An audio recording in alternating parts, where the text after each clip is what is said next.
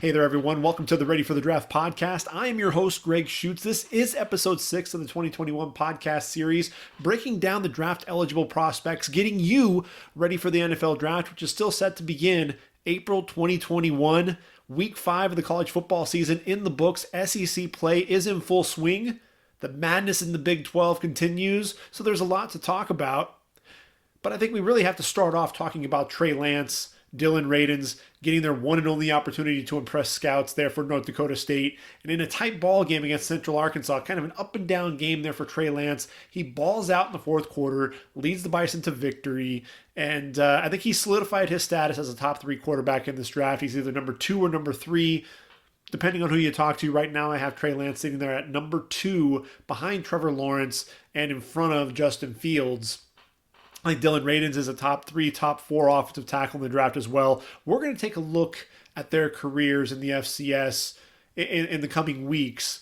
Really what I want to do is focus on week 5, really taking a look at the FBS programs, taking a look at some of the draft eligible prospects there. And then obviously, we've been doing kind of a kickoff episode each week. We talked first about the Big Ten.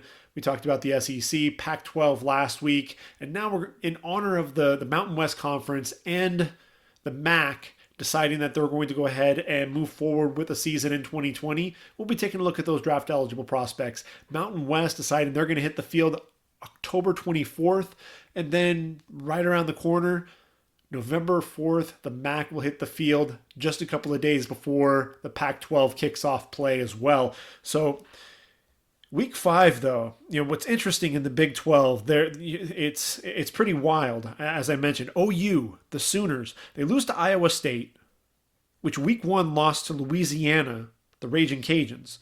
Now OU is 1-2 on the year.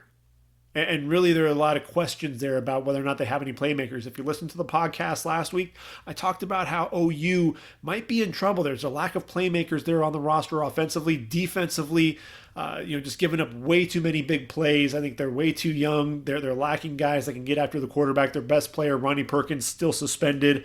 OU previously lost to Kansas State the week prior. Kansas State, the Wildcats, they lost to Arkansas State, which happened to lose to Coastal Carolina this past week, 52-23. The Chanticleers, 3-0, by the way.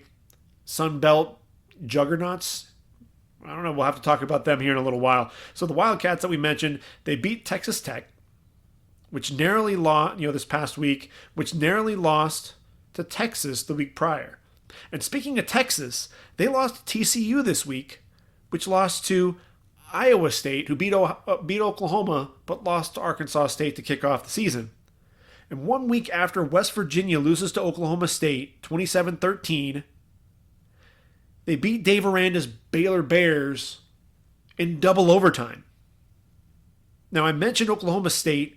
Now, they took out West Virginia 27-13, but they narrowly escaped, the clutches of defeat, from Tulsa, and escaped with a 16-7 victory. And why are we talking about this? Why are we going through the Big 12? Well, really, Tulsa, they may not be in the Big 12, but I really want to start there because Tulsa is emerging as a team to watch in the American Athletic Conference. And really, if you're a group of 5 conference fan, your best shot at hitting the college football playoff really took a huge hit. Central Florida, the 11th ranked Golden Knights, go down to the Golden Hurricane 34-26, despite Tulsa having 3 turnovers and a safety in their first 4 possessions, and Zach Smith struggling at the quarterback position throughout the first half. But the transfer from Baylor turned things around in the second half, ended up throwing the 17-29, 273 yards, 3 touchdowns and an interception. He's 6'3", 227 pounds, has an NFL arm, and I think that's really what was on display during this game. You'd see him climb the pocket, making the throws from the right hash to the left sideline, putting it on the money to Juan Carlos Santana. There was a 48-yard touchdown, put the ball on a line to Josh Johnson on a skinny post. There was a 34-yard touchdown on a post to Sam Crawford, and then a 49-yard play pressure on his face, not able to really step into the throw, able to put the ball over the shoulder to Keelan Stokes. Keelan Stokes had a big game as well. I think Keelan Stokes is somebody who has playing his way into day 3 consideration. Now with the quarterback play being so inconsistent this season, I think Zach Smith's definitely helped his draft stock.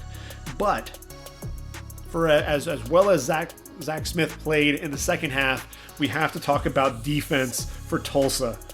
One of my favorite players, if not my favorite player in all of college football, Zaven Collins, 6'4", 265, the redshirt junior, is off to a phenomenal start.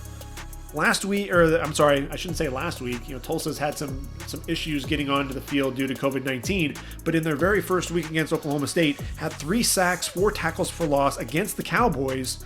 And he didn't disappoint against UCF either. 10 tackles, 3.5 going for loss, an interception that he returned back for 12 yards, 2 pass breakups, and another hit on the quarterback. This was a guy who was flying all over the field, blitzing off the edge, showing excellent hand usage, chopping the hands of the offensive lineman, dipping inside, shooting through the A-gap, blowing up plays, diagnosing well. This was a guy, you want to see him drop into coverage a little bit, but a guy who's very intelligent playing against the run, flies around to the football, plays inside out, excellent outside leverage against the run, but a guy who's just going to shoot through gaps all day long. I love Zaven Collins. If you haven't gotten to watch Tulsa yet, 23 is all over the field, but he's not the only guy. There's a redshirt sophomore, Justin Wright, 6'2", 230 pounds, at 8 tackles, 3 tackles for loss in the game. A guy who's just shooting gaps left and right. Very explosive against the run.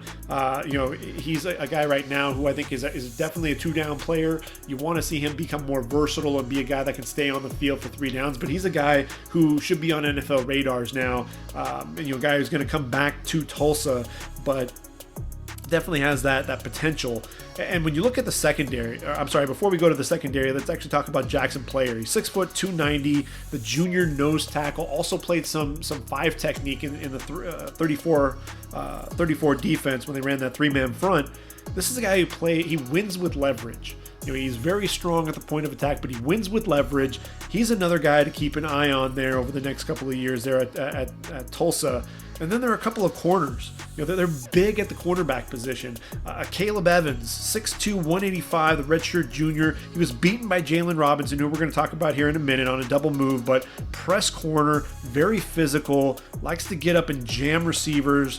And then Ali Green the fourth, 6'2", 212, big, physical, very long. Another guy who was beaten by Jalen Robinson, but a guy who drives well on the football in front of him. May end up having to play safety if he can't show that he can hang with the speed on the outside, but he's very physical, likes to jam you at the line of scrimmage. Did a really good job of taking Tylan Wallace and driving him all the way to the sideline when they played against Oklahoma State. Against UCF, against Jalen Robinson, he drove him to the sideline and basically kept him there and kept his hands on him, and ultimately got flagged for a pass interference call.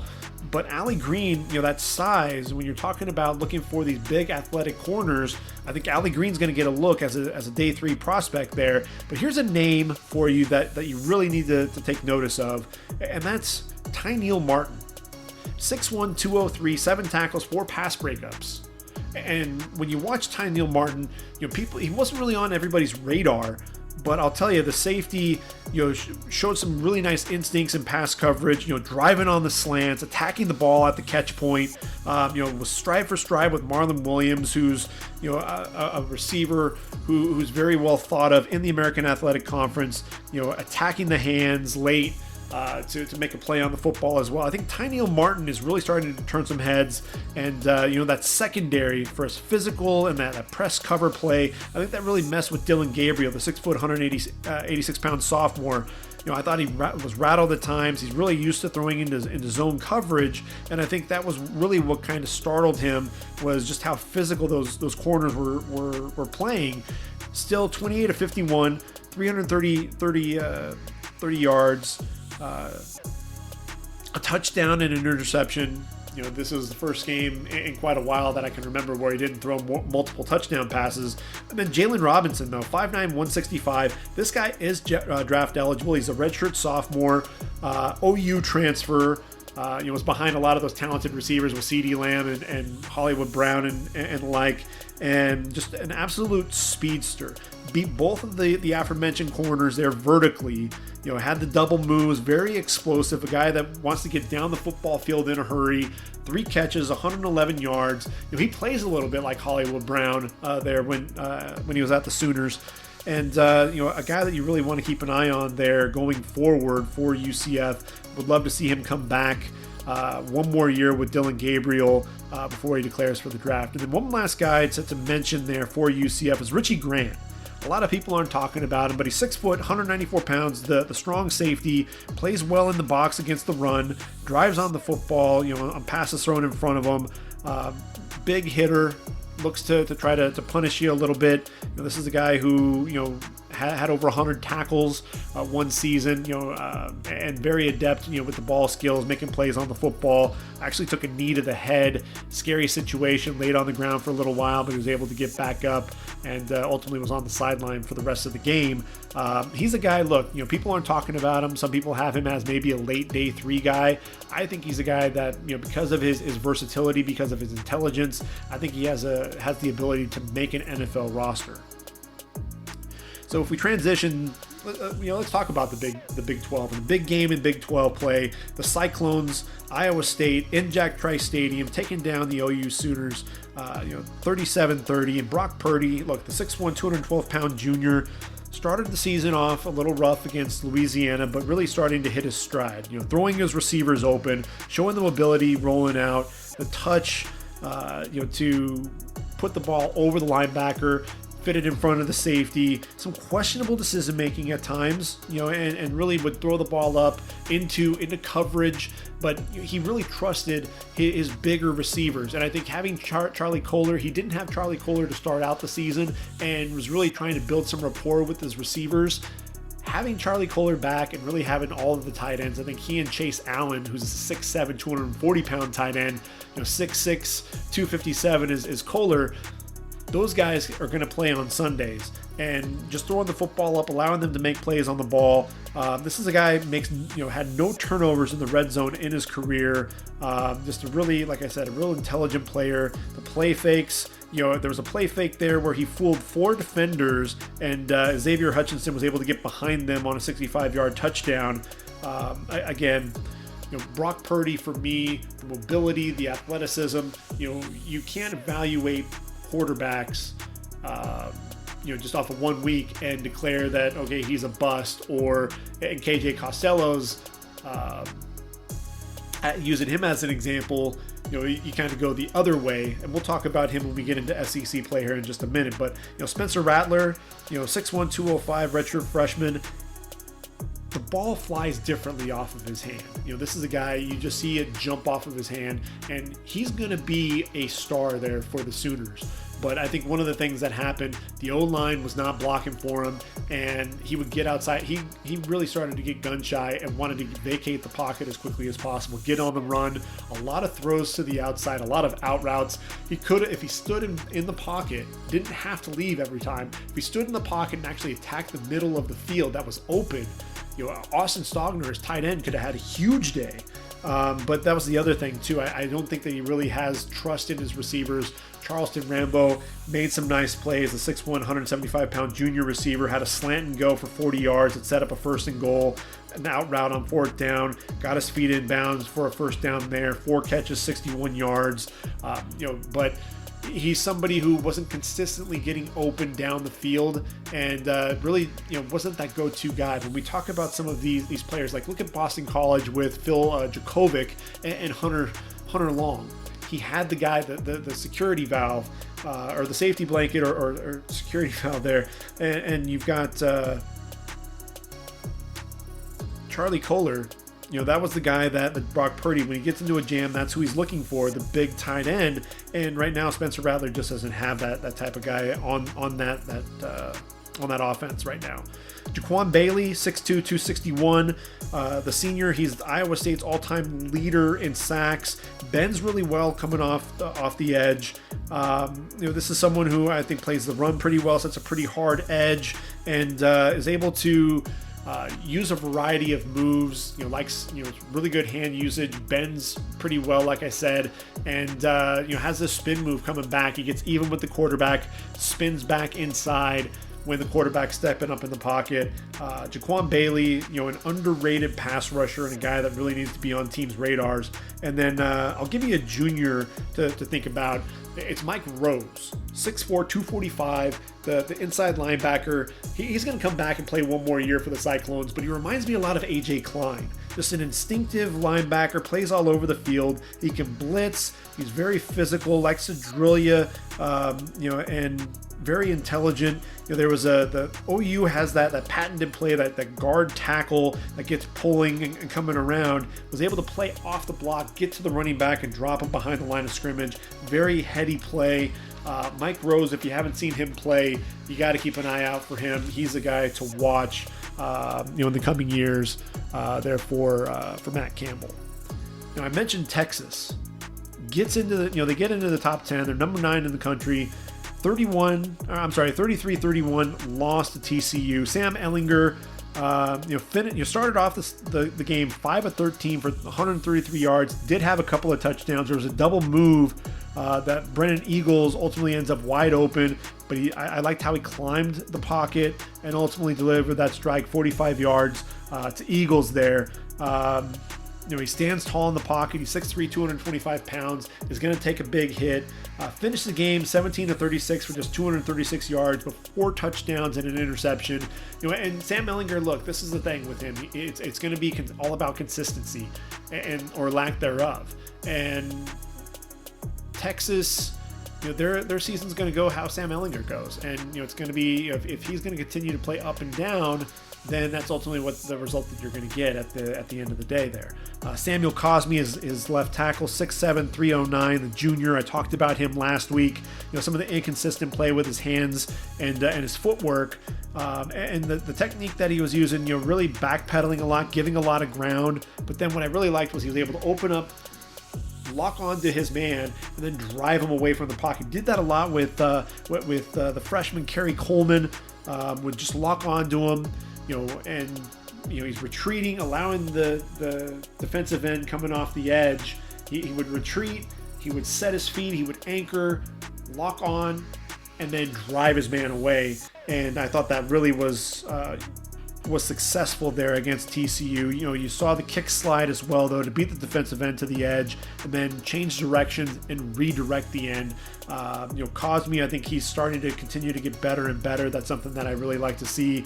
Joseph Osai, the outside linebacker / defensive end, excellent backside pursuit of the football. I really like the play where he had his hands to the chest of the right tackle, got the tackle off balance, a chop and rip of the hands, turned the corner, flattened out, hit the quarterback as he was throwing, and then later on another slap and chop, then rip through, bends around the edge, and then chops down on the quarterback's arms, gets a strip sack. Texas recovers the fumble. For TCU, Trevon Merrick, 6'2", 202, the junior.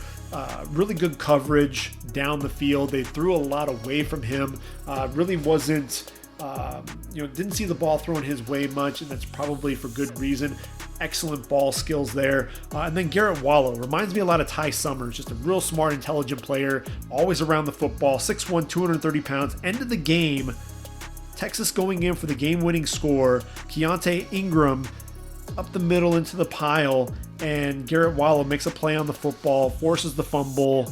Texas turns it over. TCU ends up winning the ball game. I think Garrett Wallow is one of those underrated linebackers who I think is going to end up making an NFL roster. I think a week or two ago, Ty Summers actually led the Packers in tackles. I think Garrett Wallow could be that same type of player. Now, moving on to the SEC, and I mentioned, week to week, you can't just sit there and rate a quarterback based on 1 week. KJ Costello, 623 yards, beating LSU. Bo Pelini running nothing but man against that offense, even with Derek Stingley being down with that illness, the non-COVID related illness, I might add. So they beat the defending champs, and then they lose to the powerhouse in the SEC known as the Arkansas Razorbacks. 21-14. Now Costello, 43 of 59, 313 yards, just 1 touchdown, 3 interceptions.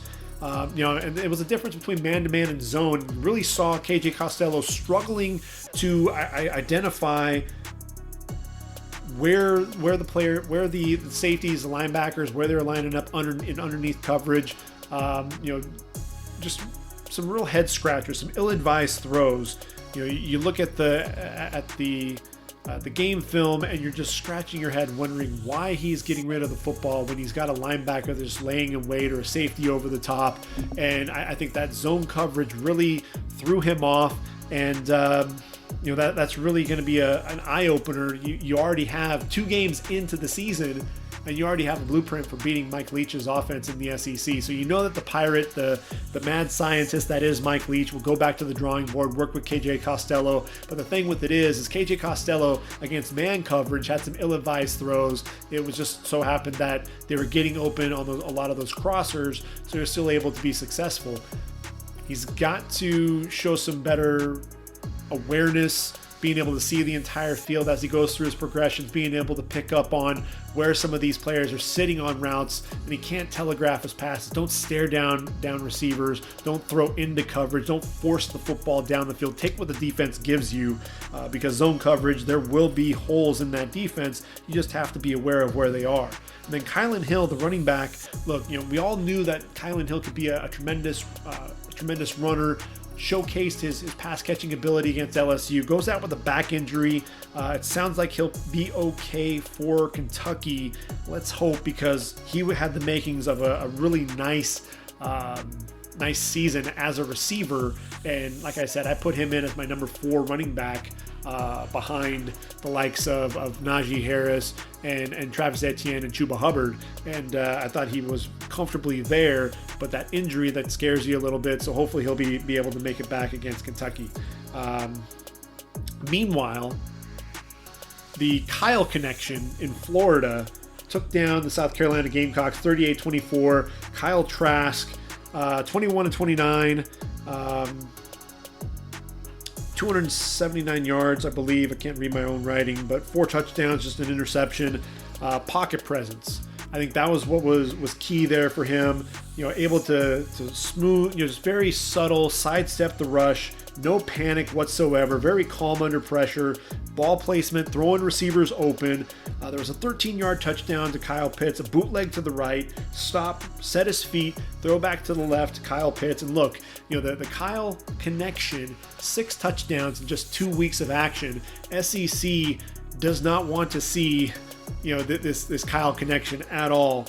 So all those teams in the SEC are on notice, including you, Alabama. Beware. But Kyle Trask, look, drop back, moving to his left, the pocket presence, able to escape pressure, hit Kadarius Toney on a crossing route in stride, allowed him to turn upfield for a 57-yard touchdown. Just very intelligent player, and the arm strength is there. I heard some people giving him a knock on the interception. Really, it was a tip pass. Kadarius Toney also slipped on the play. Israel Mukuamu made a nice diving interception, but let's not get it twisted. Kyle Trask has the arm strength. He has the ability to throw to the wide side of the field on a line when needed. I like Kyle Trask as my number 4 quarterback at this point. Speaking of Kyle Pitts, look, man, this guy, 6 touchdowns in 2 weeks catching the football, 4 receptions, 57 yards, 2 scores in this game. He was going up against J.C. Horn, and the play of the 2 Kyles on this play was incredible. So he's going up the field, and Kyle Trask throws the football to the outside. The trust in the tight end to be able to turn, open up, and make that catch on the back shoulder.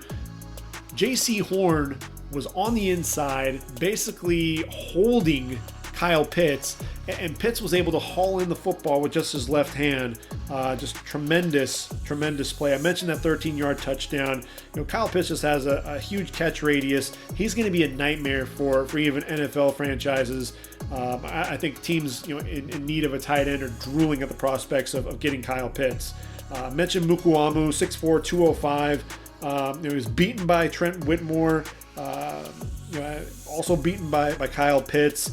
I think Israel Mukuamu, he has some decent tape. Then there's a lot of bad tape out there as well.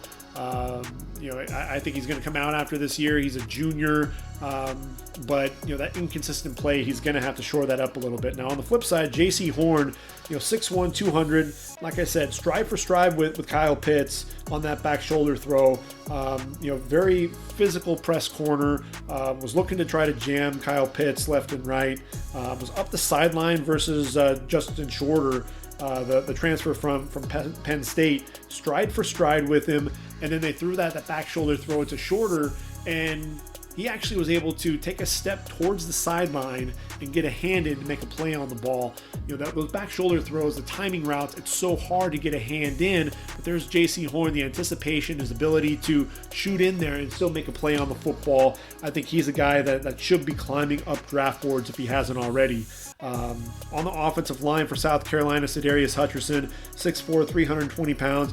He was pulling, looked athletic, but there was a mental lapse where Brenton Cox beat him badly to the inside. He stepped outside away from Brenton Cox, who shot inside, and by the time he was able to turn back, Cox was already gone.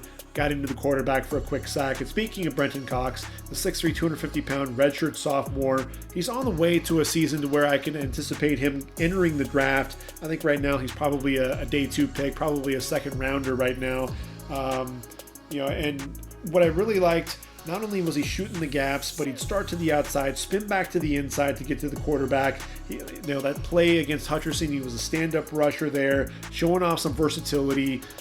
Very explosive player. But then you have to Daryl Slayton, the big dude in the middle, 6'5", 340 pounds, the brute strength. He was just throwing guys around, big clubs and just throwing guys around. He was double teamed there in the middle, and the brute strength and just the force with which he plays, it's fun to watch.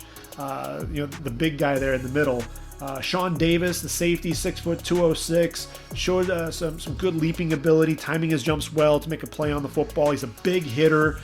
Mentioned Kadarius Toney earlier, and he's turning himself into a wide receiver. He's not just a guy who's going to make some gadget plays. Six receptions, 86 yards, that touchdown on that crosser. I think the way that he ran his route, he started moving toward up the field. So when Trask hit him in stride, he was able to just turn and take it the distance, was able to create some of that separation against that corner, and was kind of leading up the field, and Trask hit him in stride, and the rest was history there.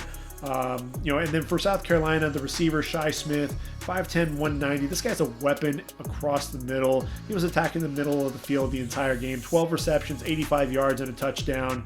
That's a slot receiver if I've ever seen one. Bama, staying in the SEC. Alabama, number 2 ranked Crimson Tide, 52-24 winners over number 13th ranked Texas A&M. Kellen Mond, look, 6'3", 225 pounds. He looks more like 240 pounds. He was 25 of 44, 318 yards, 3 touchdowns and an interception. But what I always see with Kellen Mond is inconsistent play. The last 3 games prior to this game, under 200 yards passing. He's now 23-13 as a starter, and he would throw the ball into traffic, throw it on a line, hit the receiver. There was a back shoulder throw that he threw to Jalen Weidermeyer, and you're looking at it going, there's no way he should be making this throw. And then the tight end makes a play on the football, but there were some questionable reads, trying to trust his arm a little bit too much, forcing it into traffic. He'd sail the football way too often over his receivers, overthrowing guys down the field. And, a lot of times he was one-hopping balls to receivers as well. So the mechanics were just off. And, to me, I don't see Kyle, everyone's talking about Kellen Mond being possibly the number 4 quarterback in this year's draft. I didn't see it last year. I saw a lot of inconsistent play, completed barely 60% of his passes. And this year, I see more of the same. I don't see Kellen Mond. I see the athleticism. I think he's a guy who's going to be a developmental quarterback. And if somebody can get in there, work on some of the mechanics, work on the decision making, I just think he gets into his head a little bit too much and wants to create a little bit too much, as opposed to just taking what the defense gives him. Mac Jones, on the other hand, 6'3", 214 pounds, the redshirt junior. You want to talk about an efficient day, 20 of 27, 435 yards, 4 touchdowns and an interception. Man, the touch on this vertical, 78-yard pass to John Mechie. You know, if you were looking for a number 3 receiver behind Jalen Waddle and Devontae Smith, John Mechie is going to be your guy. The sophomore had an awesome day. Caught the football over the shoulder, and the way that he just dropped it in, just perfect touch. There's another play, 1st and 5, wheel route to the running back, touch over the linebacker, the poise in the pocket, you know, his ability to just kind of manipulate the pocket whenever he needed to, whether he was stepping up, sidestepping the rush, getting out of the pocket when he needed to. The confidence is really growing there for Mac Jones, and they've got, you know, Bryce Young, the future quarterback there of the Crimson Tide, and people are kind of looking at Mac Jones kind of that afterthought, but he's really making a name for himself. You know, the question is going to be, you know, is there going to be enough for him to decide to declare for the draft? You know, I'm not ready to anoint him as, you know, a top flight quarterback just yet, but you know, a few more weeks with the way that he's been playing, the way he's able to survey the field. You know, granted, he's playing with a ton of weapons and a veteran offensive line in front of him, so those guys are going to make you look good. And frankly, if you're not getting pressure on you, you can sit there. A lot of quarterbacks can look awesome if they have all day to throw. So as we get in further into the season, take on some heftier fronts, that's really where I want to see what Mac Jones has as a quarterback. But I definitely think that he's somebody that is an ascending player for sure. Now, Jalen Waddle, I mentioned him earlier, 5'10", 182-pound junior, the speedster, 5 catches, 142 yards and a touchdown. Very explosive route runner. There was this square in or slant and go. I don't know, you know, maybe it was a sluggo, really more of a square in, but once he got vertical, the explosive acceleration, split the defensive backs, catches the football in stride, 87-yard touchdown. Devontae Smith, on the other hand, 6'1", 175, 6 receptions, 63 yards and a touchdown. Precise route runner. Really what I love, coming right back to the football, coming down the stem, able to haul in that football. On another play, taking this drag and had the angle to make sure that he was able to get to the outside coming across the field. Had he run a little bit flatter after the catch, he probably wasn't going to be able to turn the corner, but he took it at the right angle, able to get to the corner and get down the field for a 20-yard gain. You know, he's very, very intelligent. The body control there for Devontae Smith. Again, another guy who's just so much fun to watch, and I think it's almost a given that you're going to have back-to-back seasons with 2 Bama receivers drafted in round number 1. Najee Harris, the big 6'2", 230-pound senior running back, but it was his play, you know, not really what he's known for. A block on a linebacker, saved Mac Jones, gave him additional time to throw the football down the field, showed an excellent ability, the body control and the ability, the concentration on that wheel route, catching the football over the linebacker, chased down to Marvin Leal, the hustle there on that play on an interception to catch him at the 17-yard line. But then you saw the vision, his ability. He starts to his right, saw the flow of the defense going in that direction, hit the brakes, allowed that offensive lineman to kind of set up his block, made the cut back, got into the end zone for a score. Najee Harris does a little bit of everything. He's a running back that you gotta love. Alex Leatherwood, 6'6", 312. You know, better footwork this year. Slides a lot better. You know, and that's one of the things that there was really a question mark. Can he hold up as an offensive tackle in pass protection?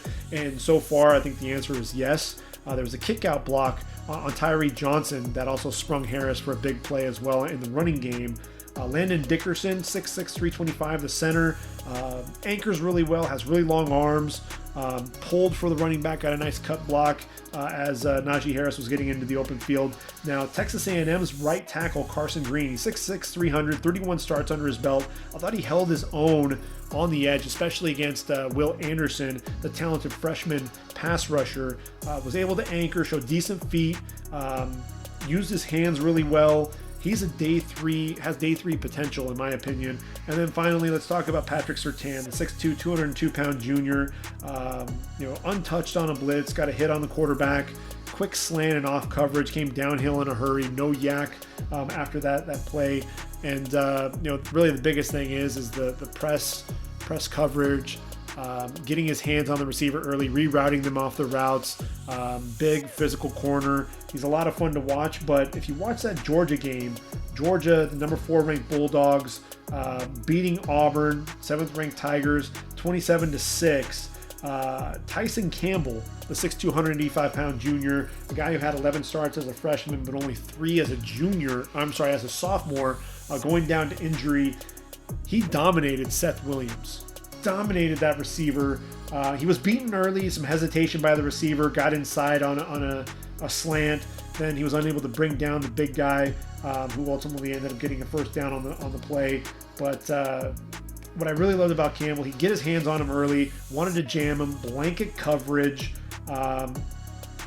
Another guy who on those back shoulder throws was able to take a step to the sideline and make a play on those back shoulder throws. Those are timing routes. Those are the reaction and the anticipation, the ability to make a play on that back shoulder throw, understanding where he's at on the field, where he can go to still make a play on the football. The ability to stay on the hip of the receiver. He jumped to the outside, and Seth got back inside on a slant, stayed on the hip, tried to make a play on the football. Ultimately, Williams makes the catch, but then he's able to bring him down for no yak whatsoever.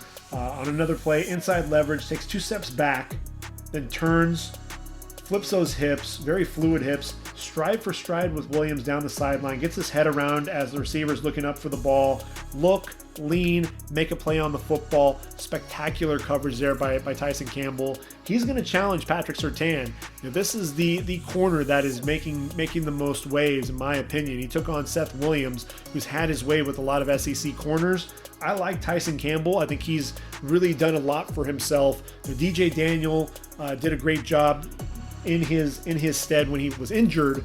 And Eric Stokes was the number 1 corner. Now that Tyson Campbell's back, no question, he's the leader of that secondary. No offense to Richard LeCount, the safety, who actually went down to an injury and didn't return in the game. Ben Cleveland, the right guard there for Georgia, 6'6", 352, mammoth of a man. Excellent power. He's just massive. Caving in the interior on run plays to open up huge holes. And then the hand fighting. That was one of the things that I thought was really impressive. Was he won a lot of those hand fighting wars with a lot of the interior linemen there for Auburn. He and Trey Hill. They're not the fastest guys. If you ask them to pull, you ask them to climb to the line to the second level, you're not necessarily going to see them move with any grace. But they get the job done, and you get them on the interior there. They're mean, they're nasty guys, and they're going to open up some big holes. KJ Britt, the 6', 245-pound senior linebacker there for Auburn. This is a guy who plays very physical in the box, downhill in a hurry, a guy who shoots gaps, makes plays right around the line of scrimmage. I thought he looked lost at times in coverage, though. Makes me wonder if he's just a 2-down linebacker. I just saw that he's going to have surgery on his thumb, so hopefully that's not going to take him out. Hopefully they'll be able to just wrap that up, put his hand in a club, and allow him to make some plays out there for the Auburn Tigers moving forward. UNC, a top 15 squad, ended up beating Boston College 26-22. Sam Howell, 6'1", 225 pounds, and this was a guy, who at the end of the day, had a couple of touchdowns and an interception, but he was pressured all game long by that BC front. The linebackers, Max Richardson and Isaiah McKenzie, getting after him. He held on to the football way too long. Really showed, some of the greenness there.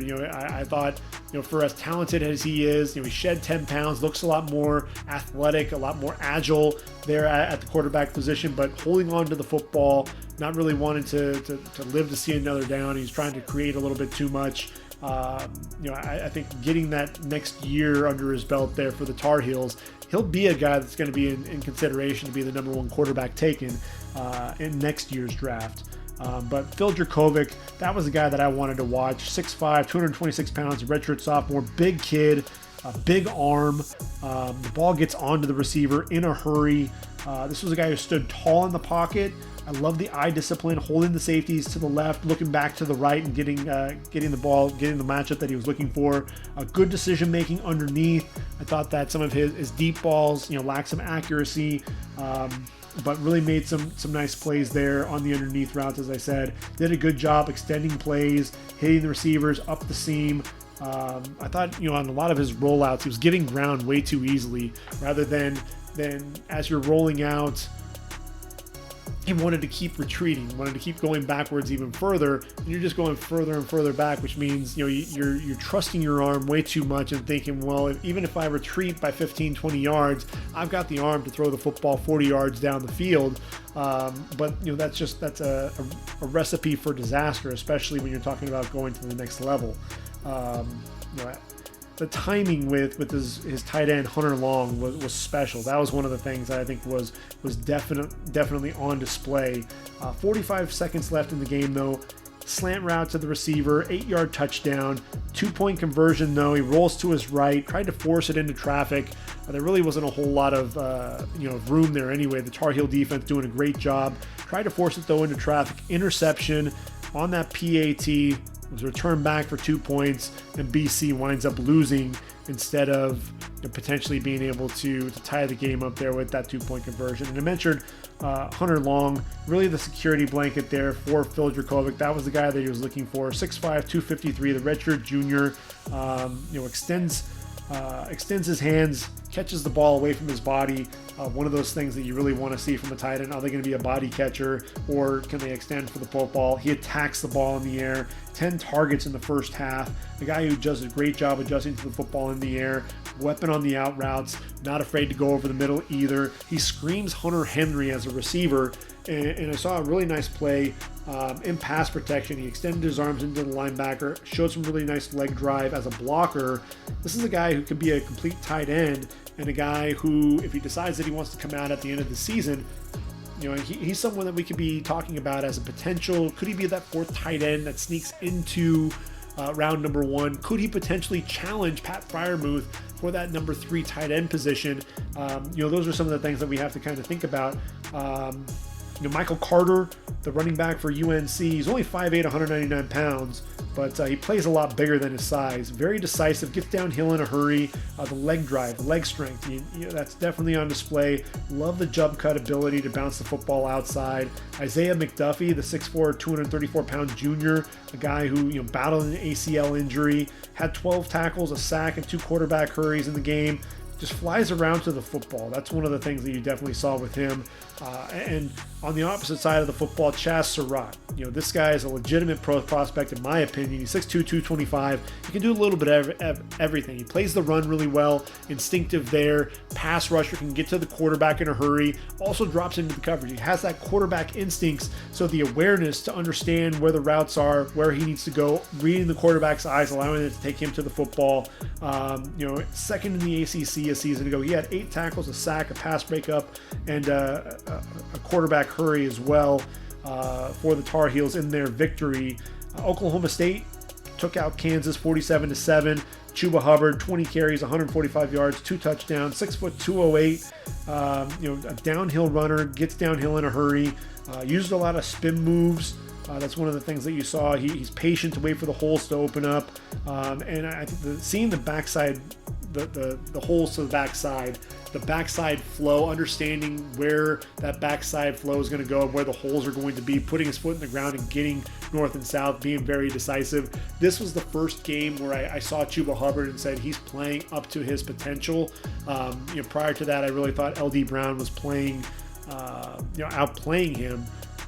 So it's going to be interesting to see what Chuba Hubbard can do going forward. Tylan Wallace, 5'11", 187-pound senior. This is a guy, he runs the routes really well. He's a savvy route runner, gives the quarterback room up the sideline,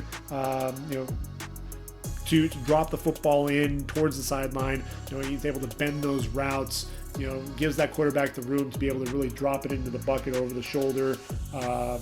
Loves contact, as I've said previously in prior podcasts. Body control is tremendous. And then Tevin Jenkins, the right tackle, 6'6", 320 pounds, had this combo block blocks down on the defensive tackle, then gets a kick out on a defensive end to open a huge hole for Chuba Hubbard.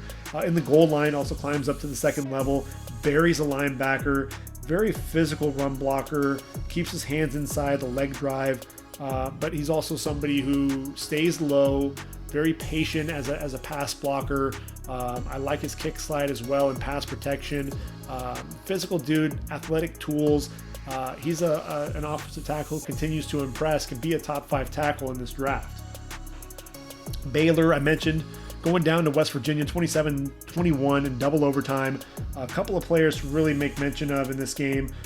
Terrell Bernard, 6'1", 222 pounds. He reminds you a lot of Kenneth Murray. I heard them mention that on the broadcast. He absolutely reminds me of him. A guy who plays sideline to sideline, very athletic, can blitz the quarterback and drop into coverage. Reads diagnoses, gets there in a hurry, shoots the A gap. The quickness. Read the backside, a bubble screen to the wide side, able to chase him down. The athletic interception, leaps up into the passing lane, tips the ball in the air, able to go to the ground and catch the football as well. There was a 3rd and 2 play, shot through the gap, stood up the running back for no gain. Check this out. 13 tackles, a pass breakup, quarterback hurry, and an interception on the day. Not a bad day's work for Terrell Bernard. Tune in, watch the Baylor Bears, watch number 2. Dave Aranda, all he does is produce linebackers that go on to the next level and are successful. Imagine what he can do with Terrell Bernard, especially if he keeps him for one more year there in Waco. For West Virginia up front, it was all about number 56, Darius Stills. 6'1", 282, one half of the Stills brothers with Dante, number 55. But this was a guy, look, man, lines up against the left guard, starts to his right, then loops around to the left to pressure the quarterback who's stepping up in the pocket to get a sack on him. Really quick arm overs into the backfield, double team when he was lined up as a 3-4 defensive end. The twist, man, if you get him on a twist and allow him to get down, ahead of steam and getting downhill, chased down the quarterback, dove for the legs, wrapped him up for a sack. He wins with burst, wins with leverage. He's the guy who's going to be playing on Sundays. 4 tackles, 2.5 sacks, 3.5 total tackles for loss on the day. If you tuned in on I think it was Friday, BYU against Louisiana Tech, and the Bulldogs, no match for the BYU Cougars, who won 45-14, and Zach Wilson quietly having a huge year. Nobody's really talking about him, but the 6'3", 210-pound junior only had 2 incompletions on the day, 325 yards and 2 touchdowns on 24-26 passing. He's mobile, he's accurate on the run, does a really good job going through his progressions. Showcase on a play where he was looking left, going through a couple of his progressions, goes back to the right, and then the touch to put it up to the tight end, Carson Wheat, who hadn't, I believe that was his first catch on the year, 22-yard touchdown there. A guy, who's tremendously athletic as well. There was a zone read, pulled it, and had this nice 9-yard touchdown run. Really a nice ball fake there to get that going. The pocket presence, athletic. This was a guy who had some questionable decisions down the stretch a season ago, and I think he's really fixed a lot of those issues. The Cougars, granted, they played the Naval Academy, they played Troy, and now Louisiana Tech. Not really Power 5 conference teams, but still his performance is something to be noteworthy and to take notice of. The left tackle, Brady Christensen, I thought had a nice day, 6'6", 300 pounds. The redshirt junior showed off the fact that, hey, I'm a knee bender. I like to extend my arms, get my arms out into the defensive end, engages early in his kick slide, takes a couple of steps, and then gets those hands onto the defensive end and then really engulfs him from there. He and Shannon Herring, the physical right guard, 6'7", 310 pounds. A couple of guys who have a chance to be playing on Sunday as well.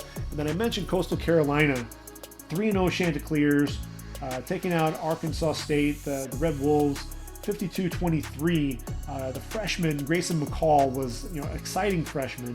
A guy who had 4 touchdowns throwing the football. That was one of the things that really jumped off. Threw for 322 yards. But the guy I wanted to watch was Taron Jackson. He's 6'2", 260 pounds. Physical. They talked about on the broadcast through the first 2 games, 65% of the time he was double teamed. But in this game, showed the ability to bull rush and drive the offensive tackle back into the backfield, dip the inside shoulder, bend around the edge, showed some of that versatility. There's a little bit of stiffness turning the corner, but still a guy who's very disruptive. 32 tackles for loss, 19 sacks coming into the contest. I thought, there was a play, drove the right tackle up the field with speed, got even with the quarterback, showed a quick arm over back to the inside as the quarterback was stepping up to get the sack. The arm over back to the inside was his move. A lot of guys like to use that spin move. He likes to use his hands, use that arm over and get back and hit the quarterback who's stepping up. Forrest Merrill continues to be a big dude and just a pain in the neck in the middle. Just very stout at the point of attack, takes on double teams, and is just so strong. He's kind of the immovable object in there for the Red Wolves. And then Jonathan Adams, one of my favorite players, 6 receptions, 98 yards, 6'3", 209, the senior, ran a 9 route, got up the field, catch over his shoulder, did a really good job tracking the football over the shoulder. He's a guy who's able to elevate on the out routes, showed his ability to, the body control along the sideline. He's a guy for me that is just continuing to get better and better each and every year. Each and every game. Comes back to the football, attacks the football in the air. You just want to continue to see him develop as a receiver, as a route runner, continue to be physical. And I think the biggest question for Jonathan Adams is going to be what that speed is. What's his 40 time going to be? Because there's no doubt he's one of the more physical receivers in this year's draft. So those are the Week 5 games that I got to watch.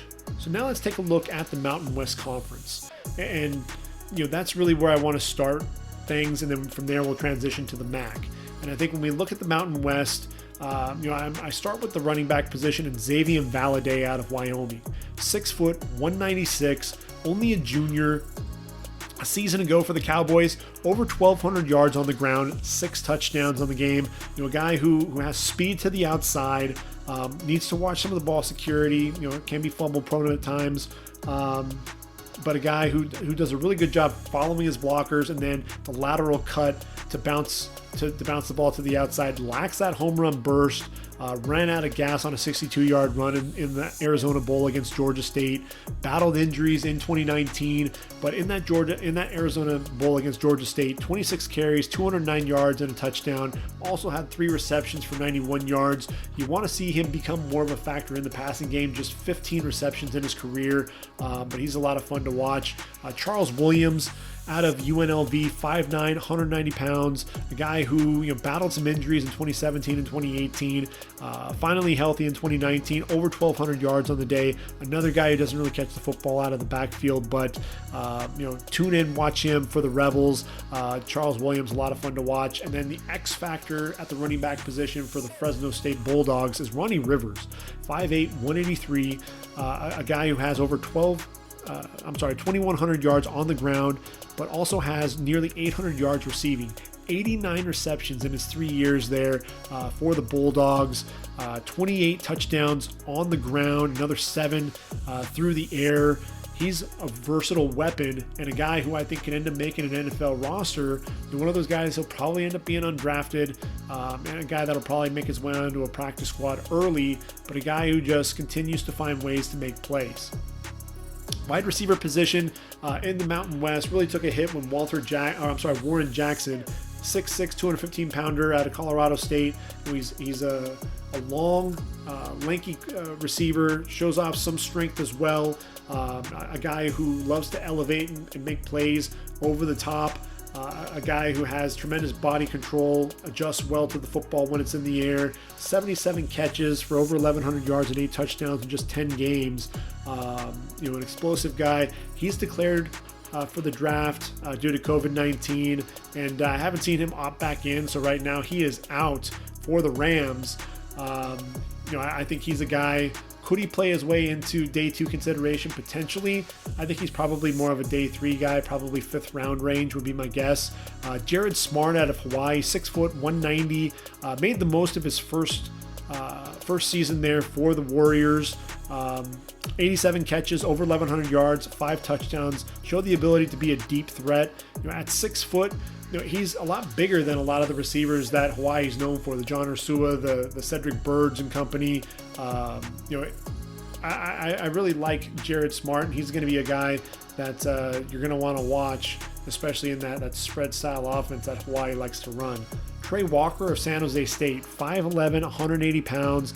Here's another guy who is a dynamic player. Played in 10 games there for the Spartans, 79 catches, over 1,100 yards, just 2 touchdowns though. He has 8 touchdowns in his 3 seasons there in San Jose. You really want to see him have a breakout season and really find the end zone a little bit more. This is a guy who I think runs a lot of underneath routes, is that reliable weapon, but can he take the top off of a defense? That's going to be a big question there for Walker. The kickoff returner extraordinaire, Zaven Collins, out of Utah State, 5'11", 180 pounds. And this guy, all he does is return kicks for touchdowns. 5 kickoff returns for touchdowns, 2 in each of the last 2 seasons. Averaged 28.3 yards per kickoff return. Has returned 70 in his career. Just that dynamic ability to change the complexion of a game with a kickoff return, at least if nothing else, is going to have teams give him a look. Is he, a versatile enough weapon on the offensive side of the football to bring him into the roster? If nothing else, get him onto a practice squad, help him develop as a route runner, potentially be a guy who can be that receiver, 5th or 6th receiver, and be that kickoff return guy. At the tight end position, Trey McBride out of Colorado State is the guy to watch. 6'4", 260 pounds as a sophomore, 45 catches, 560 yards, 4 touchdowns there for the Rams, and just a playmaker. Simple as that. He's going to be a playmaker, a guy who loves to stretch the field up the seam, reliable weapon. I think as a junior, he's going to be primed, especially with Warren Jackson not being there. He's going to be primed for a huge year. If you move to the offensive line, the Air Force Academy has a really, really good guard in Nolan Laufenberg. 6'3", 295, plays with a mean streak, but he's agile. He's a technician. He led the team in knockdowns a season ago. Also led the offensive line that blocked for the number 2 ranked rushing attack in the FBS, 298.5 rushing yards per game. He's a nasty dude, a guy who can find his way into day 2 consideration for sure. Ilm Manning, only a junior, 6'4", 280 pounds. He's kind of an undersized offensive tackle, but I love the agility for him. A guy who moves really well, uses his hands.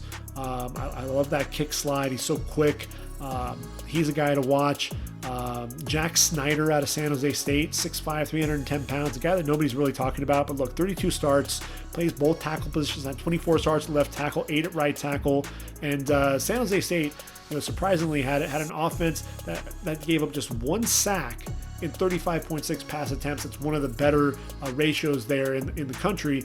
And then Cyrus Tuateli, here's kind of a guy who could fly under the radar. He's 6'6", 300 pounds, excellent length, battled injuries throughout his career there in Fresno, started all 20 games where he was healthy as a sophomore and junior, recruited as a defensive tackle.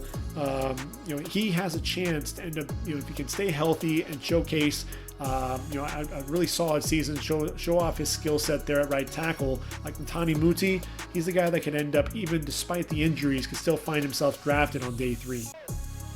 Moving to the defensive side for the Mountain West, and on the defensive line, Dom Peterson is probably the big name to watch. 6 foot, 295, but very explosive. And he's kind of an undersized guy. Lacks that height. And when you see that, you start thinking of guys like Aaron Donald and Jalen Twyman, those shorter guys, but a guy who can get off the ball and very explosive. 25.5 tackles for loss, 12 sacks, including 9 a season ago. He's the guy to watch for the Wolfpack, getting after the quarterback. Emmanuel Jones now goes by Manny. He's 6'4", 275. Here's another guy. Makes a lot of plays behind the line of scrimmage. 21.5 tackles for loss, 9 sacks. Really good length. Those long arms, uses those to his advantage. A guy on the interior to watch is Kevin Atkins out of Fresno State. 6'2", 295, has some pass rush ability, has 5 sacks in his career, makes plays behind the line of scrimmage. I thought last year really his best year yet for the Bulldogs. Had 31 tackles, 7 tackles for loss as well. Linebackers, going back to Air Force, DeMonte Meeks. He's 6'1", 235, versatile guy, 98 tackles, so he can be a volume tackler, a guy who can also rush the quarterback, has 5.5 sacks in his career. Riley Wimpy, Boise State, 6'1", 230. I feel like this guy's been here forever playing on the blue turf, but he's the most experienced linebacker. Had 7 pass breakups a season ago, so he showed off his ability to be a 3-down linebacker there for Boise State, even when they go to 2 or even a single linebacker set. Garrett Krall out of Wyoming. He's a defensive lineman, but he's listed at 6'5", 233 pounds. Likely would be an outside linebacker. Has 5 pass breakups, 2 forced fumbles in his career, so a guy who has a nose for the football. 18 tackles for loss, 11.5 sacks. He's going to be the guy to get after the quarterback for the Wyoming Cowboys. And then an undersized guy who's really the leader of that defense for the New Mexico Lobos, Jacoby Hearn. 6 foot, just 218 pounds, undersized guy, but a guy who knows how to get after the quarterback from the linebacker position. 6 sacks on the year. And then, going to the cornerback position. Jalen Walker of Boise State, Avery Williams, Boise State. Now, Jalen Walker, a lot of people are going to talk about him. 6 foot, 190 pounds. He's the bigger of the two on the outside. 11 pass breakups, including 9 a season ago in his first year, really getting the starting action.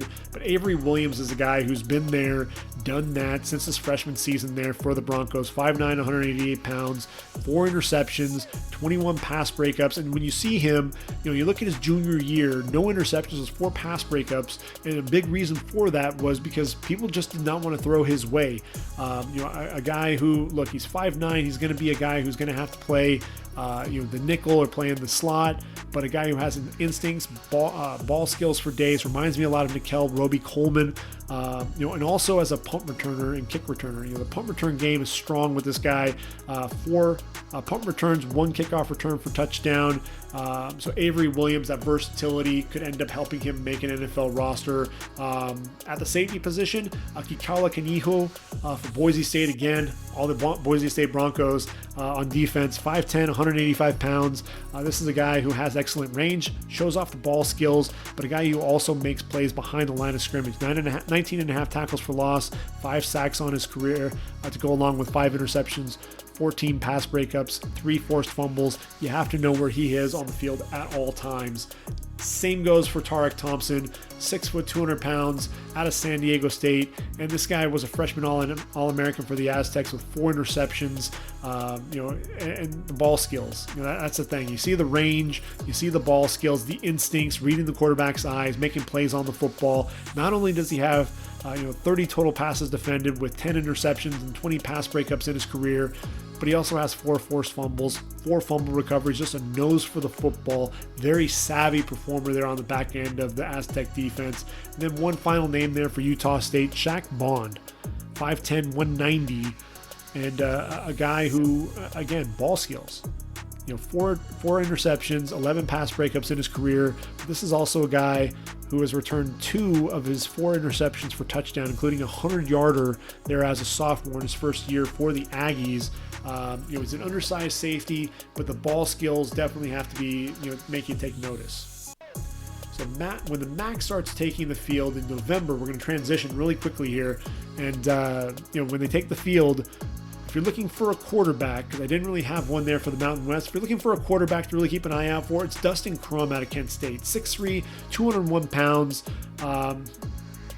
Struggled a little bit in a little bit of action that he did get to see there for the Golden Flashes, but 69% completion percentage, 20 touchdowns, just 2 interceptions, also rushed for 707 yards and 6 touchdowns as well. He's dynamic, a guy who makes plays outside of the pocket, but he has really good arm strength, good decision maker, a guy who attacks the field, both on the over the middle, and can hit his receivers down the field as well. I think Dustin Crum is a guy to really keep an eye out for. He's one of those sleeper quarterbacks, a guy who I think is just going to continue to develop.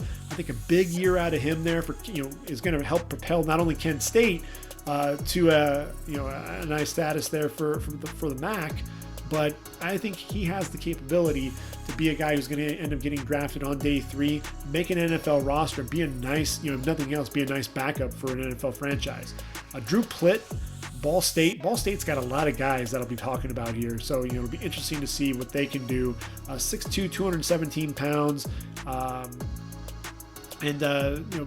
only saw action in 12 games in his first 2 seasons there for Ball State. But as a junior, completed 64% of his passes, over 2,900 yards, 24 touchdowns, 7 interceptions. An intelligent quarterback as well, has a lot of weapons to get the football to. But I really want to talk about running back, because if there's going to be anybody in the MAC that's going to be drafted on day 2, and specifically in round number 2, it's going to be Jarrett Patterson out of Buffalo. 5'9", 195, the junior. He and Kevin Mark showed up to Buffalo, and the dynamic duo, he rushed for nearly 1,000 yards as a true freshman, 14 touchdowns, and then had the breakout year, really separated himself, over 300 carries as a sophomore, 312 for 1,799 yards. That's 5.8 yards per carry, 19 touchdowns. Already has 33 touchdowns for the Bulls. And I think when you watch him play, you see jump cuts. You see the quick feet. You see him very shifty, explosive jump cuts. Loves to press the line of scrimmage, puts his foot in the ground, cuts to the outside, and the vision to see the open field. That's one of the things that you definitely see. The start and stop ability. It has 6 touchdowns in a single game against Bowling Green, which was a MAC record as well. Runs through first contact, spins out of tackles, low center of gravity, keeps that balance, that contact balance that you really hear a lot of people talk about. That he just has power in his legs, and I think Jarrett Patterson has a good chance to end up being a top 5 back when it's all said and done. After the top 3 or 4 backs, there are a lot of guys that are really going to be competing for it. I think Jarrett Patterson, I'm glad that the MAC are going to be taking the field in 2020, because I think Jarrett Patterson is primed to have a huge year. Even if they are only going to play 6 games, you got to watch Jarrett Patterson for those 6 games. Caleb Huntley, another big physical back. He's 5'10", 230 pounds for Ball State. Powerful runner, over 1,200 yards. This guy has showed up there to Ball State, had over 1,000 yards as a true freshman, played in just 6 games, as a sophomore, comes back in 2019, 12 touchdowns on the year as well. Not much of a pass catcher, but a big physical bruising running back. And so he's going to be a guy that I think would be working hard to potentially be that late day 3 guy, potentially a guy who's going to be an undrafted free agent, work his way onto a practice squad.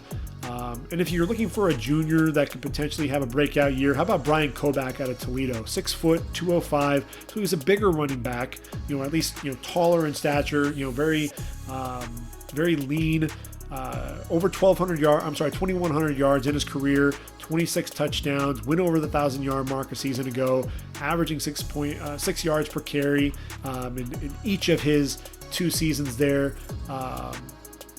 I'm really looking forward to seeing if Brian Koback can put up another 1,000-yard season. I was really looking forward to that, because I guess now there's 6 games. If he were to do that, 1,000 yards in 6 games, that'd be pretty special. Not unheard of at the collegiate level, but would still be pretty special, especially given the offense that Toledo runs. At the wide receiver position, I'm going to give you some juniors. Khalil Pimpleton out of Central Michigan, 5'9", 175 pounds. The junior would be a slot receiver. Only played in 1 game as a freshman. Comes out in 2019, 82 catches, over just under 900 yards, 6 touchdowns on the year. And then if you're looking for a guy, if Dustin Crum has a breakout year throwing the football, likely it's going to be to Isaiah McCoy, the 6'3", 182-pound junior. Big, long, excellent catch radius, 872 yards a season ago and 8 touchdowns. He's going to be a guy to watch. At the tight end position, the tight ends really, kind of vacated the MAC when they announced that they weren't going to be playing in 2020. Tony Poljan from Central Michigan, the 6'7", 260-pounder, moved on to Virginia. Mitchell Brinkman, 6'4", 250 pounds for Northern Illinois. He moved on to South Florida. But there is a guy from Bowling Green, Quentin Morris, to really take notice of. 6'4", 248 pounds. Last 2 seasons, really, really productive. Had 97 catches for over 1,100 yards and 11 touchdowns. He's going to be the guy that is going to be the go-to receiver there for Bowling Green. On the offensive line, another class that's kind of gotten hit due to COVID. Tommy Doyle, 6'8", 326 from Miami of Ohio, started 13 games at left tackle, started all 13 at right tackle the season prior. He and his roommate, Danny Gudlewski, the center, have both opted out. Gudlewski is 6'3", 296, 37 starts under his belt. He had an injury in 2017 against Marshall in the opener, but both he and Tommy decided that they were going to opt out. And I think both of those guys are eligible, not only eligible to be drafted, but guys who should get drafted. Tommy Doyle is one of those guys who's going to fly under the radar a little bit, but a lot of the draft experts know who he is.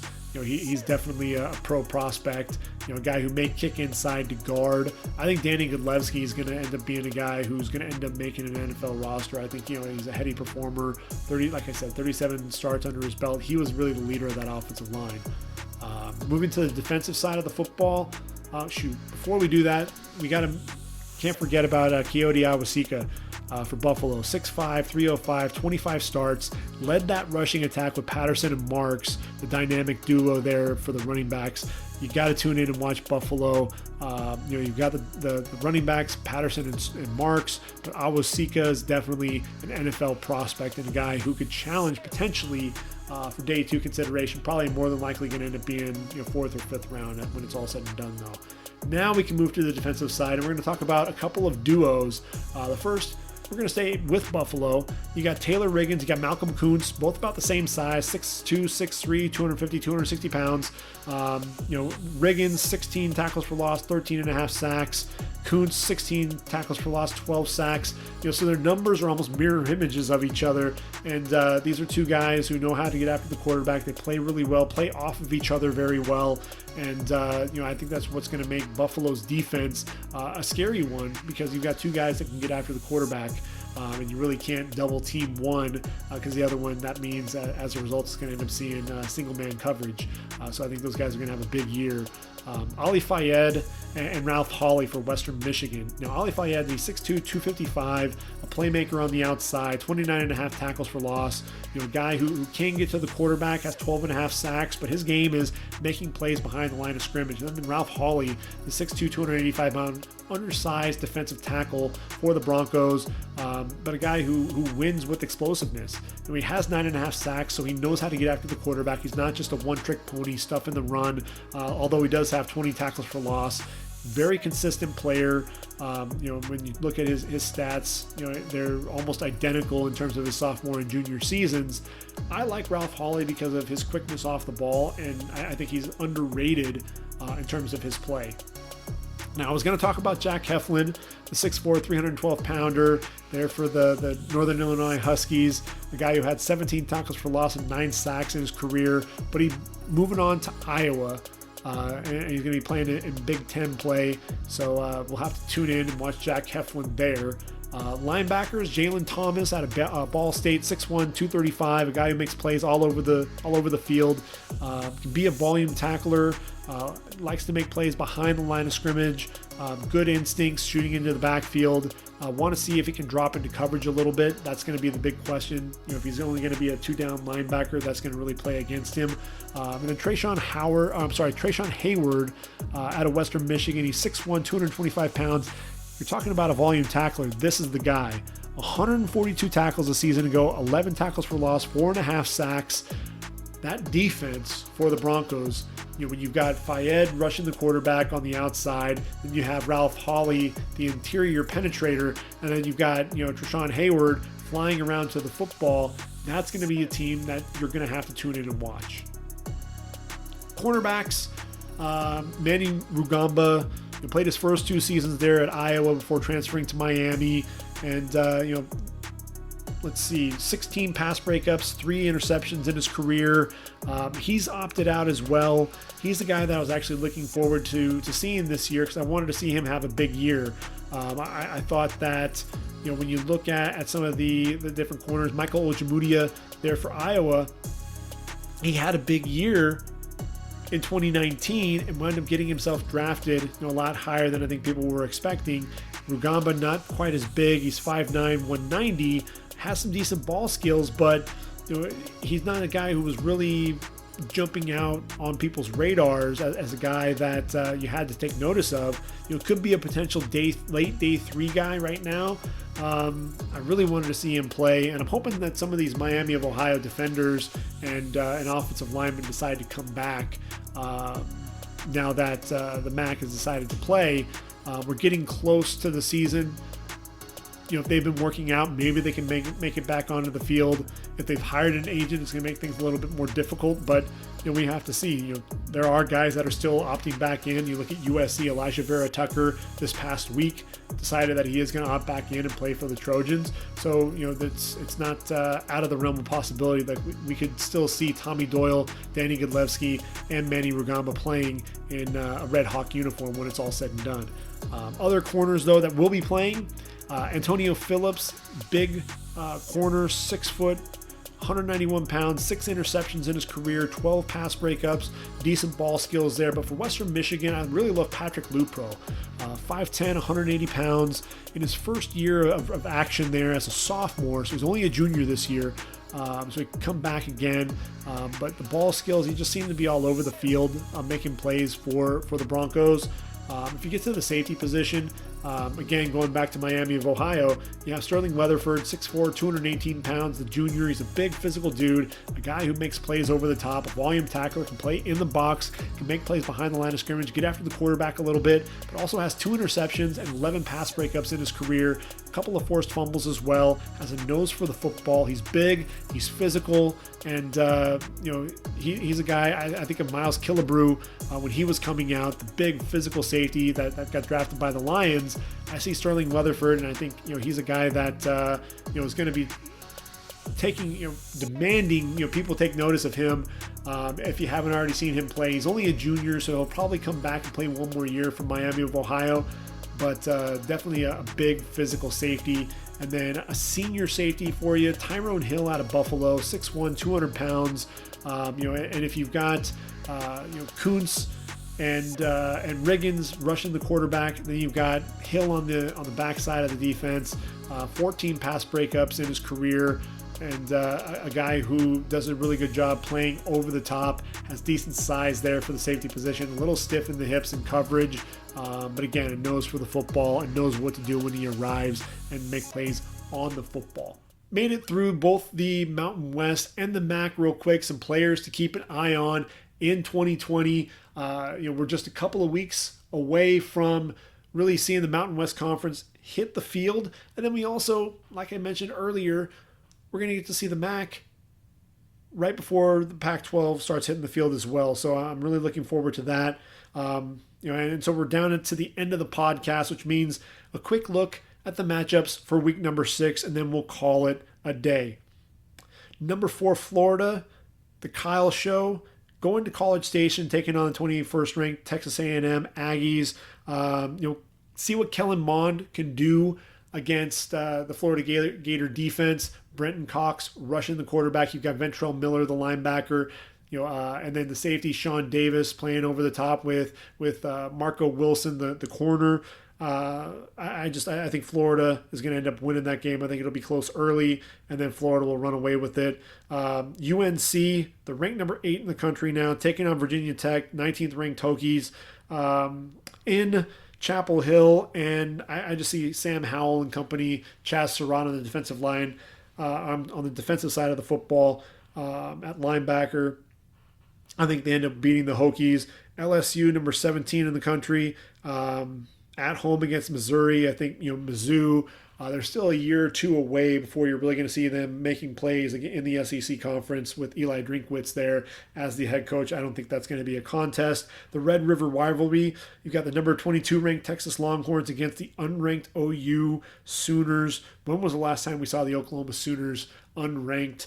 Kind of an odd situation. You've got Texas, coming off of a loss, 2-1 Texas Longhorns, 1-2 Sooners.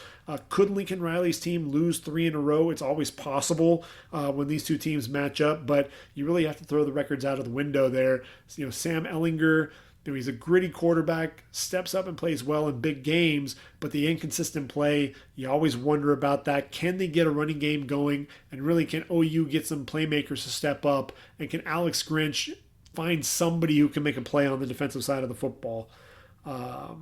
Let's see, who else do we have here? We have Tennessee, number 14th ranked Volunteers going up against Georgia.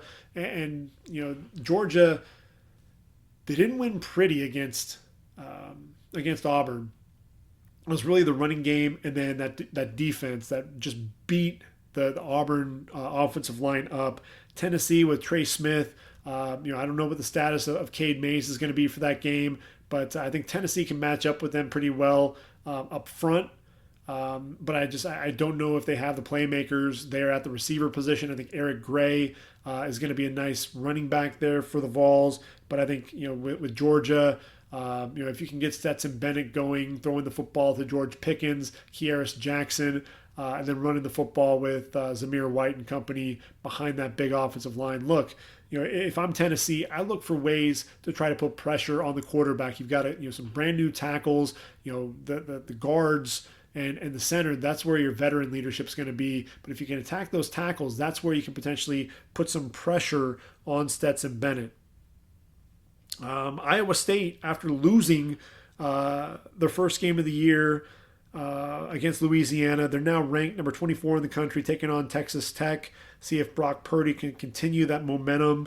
Really want to be able to see that. Auburn now ranked number 13, going up against the defensive juggernaut, apparently, that is the Arkansas Razorbacks. I say that kind of tongue-in-cheek, but we really want to see what Bo Nix can do with Auburn. Can he really develop a connection there with Seth Williams? And then that defense got beat up a little bit with the running game. Are they going to be able to stop Raheem Boyd? BC taking on that Pitt defense. That Pitt defense, you've got Patrick Johnson able to get after the quarterback. You got Damar Hamlin at safety and Paris Ford at the other safety position. You have to watch out for Pitt defensively, but then you have Kenny Pickett throwing the football. BC, likewise, they've got a couple of linebackers that make plays, and Max Richardson and Isaiah McDuffie throwing the football on the offensive side. Obviously, Phil Dracovic and Hunter Long. If Pittsburgh wants to win, they're going to have to find a way to shut down Hunter Long, shut down that connection, force Phil Dracovic to find somebody else. That's really the biggest thing. Can you take away his number one weapon, that number one target, who had 10 targets in the first half? Can you force him to look for someone else? TCU and K-State, a couple of teams with one loss there in the Big 12. I think who wins that game could be in the driver's seat as one of the teams that could potentially be playing for the Big 12 title. That's going to be an interesting matchup. The game of the week is probably going to be the number 1 ranked Clemson Tigers at home against the number 7 ranked Miami Hurricanes. So Trevor Lawrence going up against that defense. And Travis Etienne running the football. Can Jackson Carman slow down Quincy Roche and Jalen Phillips? That's going to be a big question. The speed of Zach McLeod. You want to see what he can do there. Bubba Bolden, the veteran leadership that he's shown on the back end, the instincts coming up against the run. What can he do there against Travis Etienne? And then throwing the football.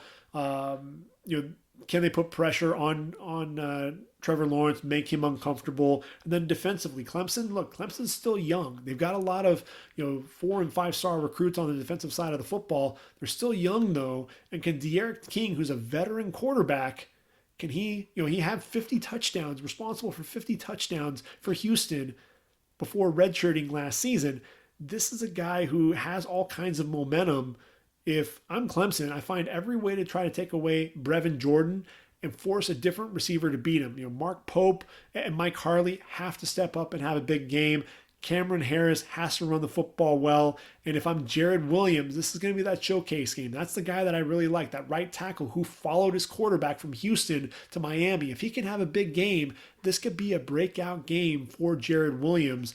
I don't know that the Hurricanes have enough. If there's going to be anybody in the ACC that can challenge Clemson, it will be the Hurricanes. And you got to tune in and watch that game. It'll be on ABC, 6:30 Eastern. I'm sorry, 7:30 Eastern, 6:30 Central. Ole Miss, in Oxford, Lane Kiffin and company going up against the number 2 ranked Alabama Crimson Tide.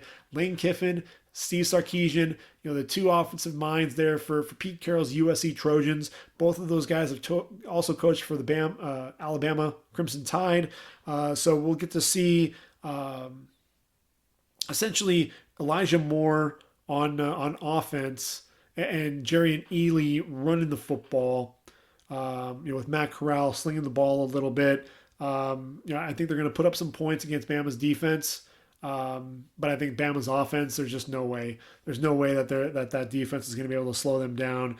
At the end of the day, I think Alabama, they'll get a couple of stops against Mississippi, and they'll end up winning. Probably 52-28 would probably be the score that I would expect. And then Kentucky taking on Mississippi State. What can Mike Leach do? Can he turn that offense around? Is Kentucky going to run a lot of zone? Are you going to see any man-to-man? Can KJ Costello take what the defense gives him, see the entire field, or is he going to continue to make those ill-advised throws and untimely errors that's just going to cost them the football game? Those are things to really keep an eye on for as well. So those are the games that I know I'm going to want to try to tune in and watch this weekend. So I hope that you do as well. I hope you've enjoyed the content thus far. I hope you've enjoyed this podcast. I've enjoyed bringing it to you. We're going to do it all again next week. We're going to go ahead and take a look at this past week, this upcoming week. We'll take a look at it. We'll break things down, and we'll start talking about some of those FCS teams, some of the FCS prospects. Not only Trey Lance and Dylan Radins. We're going to talk about guys like Romeo McKnight. We're going to talk about Robert Rochelle, guys that you should know about. But names that you may not necessarily be familiar with. There's a tight end from Central Missouri named Zach Davidson, 6'7" tight end who was also the team's punter, who has a chance. Look, Donald Parham now on a roster. He's with the Chargers. This guy was number 3 in all of FCS in receiving yards at the tight end position, and a guy who ultimately had to fight his way back. I believe he was with the XFL. And ended up making his way back onto the NFL roster and actually saw the field and was productive, making some catches there for the Bolts.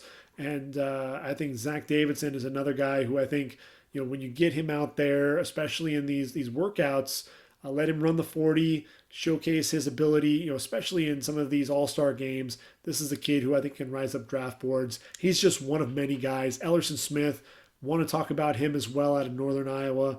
Big physical dude. He's 6'7". He's huge. And then Northern Iowa also has a defensive end. Or I'm sorry, a left tackle, Spencer Brown, who can end up being the number 3, number 4 tackle when it's all said and done as well. He's a big dude, over 6'7", excellent length. And so we'll do that next week. We'll take a look at that. Obviously, we'll also look ahead to week 7 of the college football season. And we'll be counting down to Big Ten play right around the corner. I can't wait. I'm sure you can't either. So enjoy your weekends, everyone. Enjoy your weekend of college football and pro football. We've got the playoffs, the baseball playoffs in full swing. The Lakers taking on Miami Heat. Potentially a closeout game number 5 on Friday.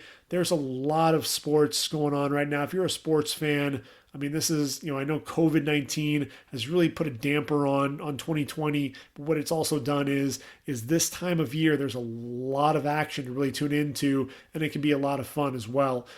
So take advantage of all the games, all the, there's a lot to watch, a lot to cover over the weekend, and anything that you don't tune in and watch from a college football standpoint, you want to find out who the draft eligible prospects were, who had games, memorable games, either positive or negative.